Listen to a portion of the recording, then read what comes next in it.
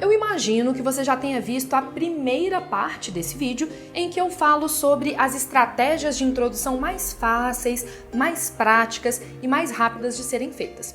Nesta segunda parte, a gente vai encerrar com algumas estratégias que são quase que um salva-vidas para você fazer a primeira frase do seu primeiro parágrafo.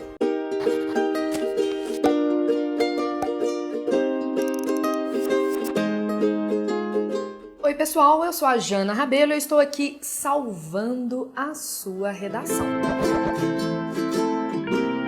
Se você quer dicas sobre o Enem, outros vestibulares e como escrever uma boa produção textual, a minha sugestão é assina o canal, clica ali no nosso sininho e, acima de tudo, sugira temas para as próximas gravações. Existe um tipo de estratégia de introdução que se chama introdução por frases nominais. O que significa ser uma frase nominal? É uma frase sem verbos. Você vai ter uma sequência de adjetivos, substantivos, mas não aparecem verbos. A introdução por frase nominal é excelente para quando você está sem ideia. Sabe quando você agarra um pouquinho no texto?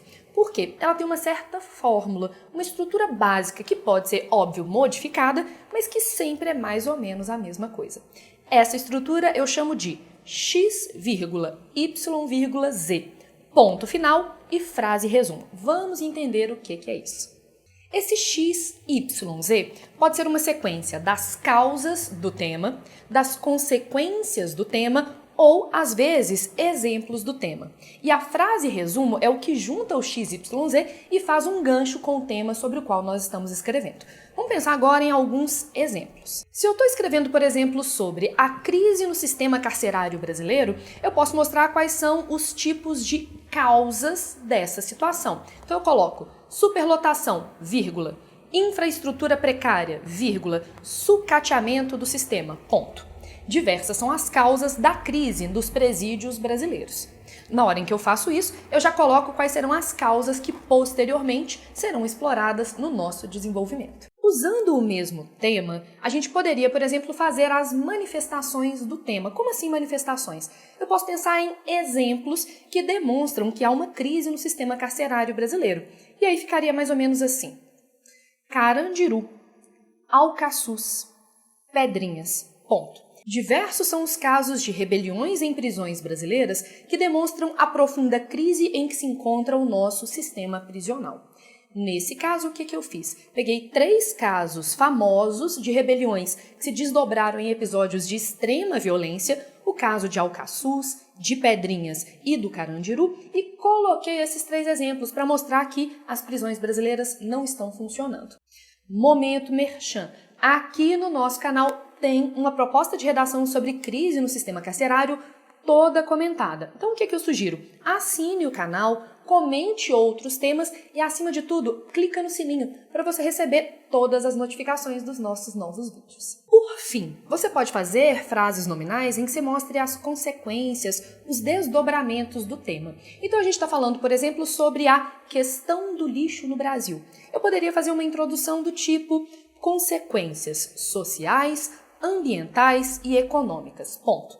Diversos são os prejuízos de uma má gestão do lixo no Brasil atual. E aí, óbvio, ao longo do desenvolvimento você vai ter que dar uma abordagem social, ambiental e econômica. Por que eu gosto dessa introdução por frase nominal? Na verdade, são 2 motivos. Primeiro, ela é fácil de ser feita, uma vez que você domine essa estrutura.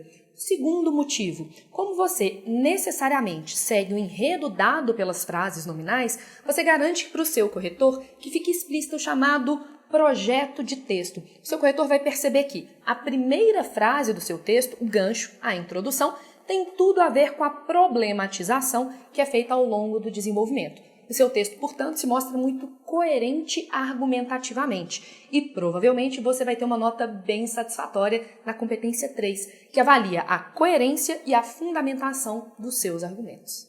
Outra técnica de introdução interessante para ser utilizada é a chamada introdução por afirmação inicial ou por declaração. O que é essa ideia?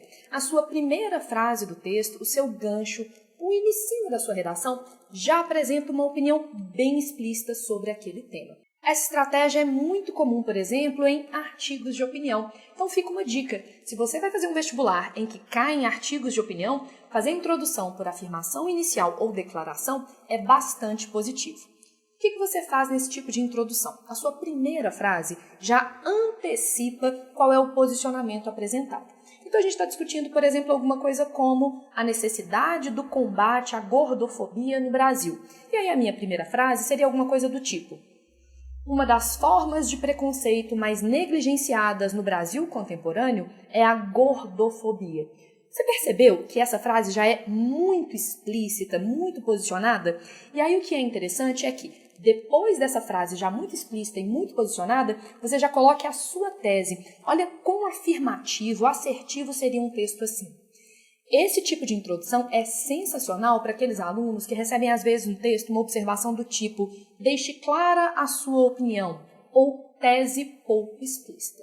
Lembrando, gente, o primeiro parágrafo é formado de duas estruturas. Esse primeiro trecho do texto, né, essa primeira frase, que eu estou chamando de gancho, e a tese. Aqui no canal a gente tem um vídeo só sobre 4 formatos básicos de tese. Vale a pena dar uma olhada na nossa playlist Enem. Lembrando, curta, comente. Você pode escolher, por exemplo, o tema do nosso próximo vídeo. Último tipo de introdução para a gente encerrar este vídeo e você produzir a sua redação nota 1000. Existe também a introdução por apresentação de dados, principalmente estudando geografia, física, química, ou se mantendo atualizados sobre as novidades, o que acontece no mundo. É comum que os alunos saibam alguns números, algumas estatísticas. Só que aí, às vezes, aparece uma dúvida. Jana, mas e se eu não lembro exatamente do número? Não tem problema, você pode fazer uma aproximação, um arredondamento. Então, por exemplo, a gente está discutindo um tema como os direitos reprodutivos da mulher no Brasil. 1 em cada 5 mulheres brasileiras fez ou fará um aborto. Isso é uma projeção feita pelo Ministério da Saúde. Eu posso fazer essa aproximação no meu texto. Eu viro e falo que, segundo o Ministério da Saúde, estima-se que cerca de 20% das mulheres brasileiras fez ou fará um aborto, seja ele intencional ou natural. Nesse caso, gente, é muito importante que você cite a fonte, para que o seu dado tenha a credibilidade necessária para sustentar o seu argumento. Portanto, uma sugestão: mantenha-se bem informado sobre o que acontece no Brasil e no mundo. E você encontra aqui no canal vários vídeos sobre os principais acontecimentos. Caso você faça uma introdução por apresentação de dados, o ideal é que você tenha uma tese bem posicionada, bem explícita. Por quê? A principal armadilha da introdução por apresentação de dados é ter uma introdução excessivamente expositiva, informativa. Então, o que você vai fazer?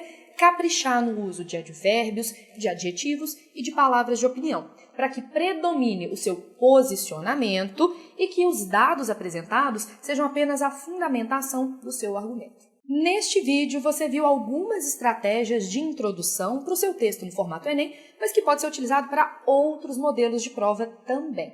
Se você não assistiu à primeira parte do vídeo, vai lá, tá na nossa listinha, aproveita que você já está dando uma olhada no canal, curte, comenta, compartilha um vídeo de que você gosta e, acima de tudo, se inscreva no canal e clica no sininho, de modo que você receba as notificações quando sair um vídeo novo. Toda semana tem novidade no canal. Espero que tenha te ajudado na sua busca do 1000. A gente se vê na semana que vem.